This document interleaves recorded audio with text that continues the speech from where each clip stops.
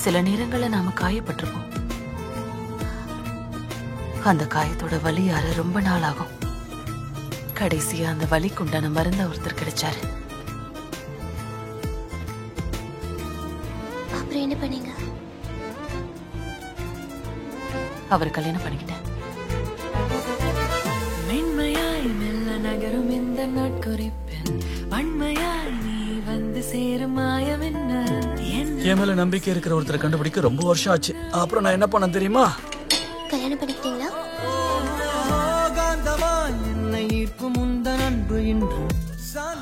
உன்னை அவ்வளவு தூரத்துல விட்டுட்டு என்னால தனியா தூங்க முடியுமான்னு தெரியல. நம்ம வீடு போய் சேர்ற வரைக்கும் எல்லாமே கனவுல தான்.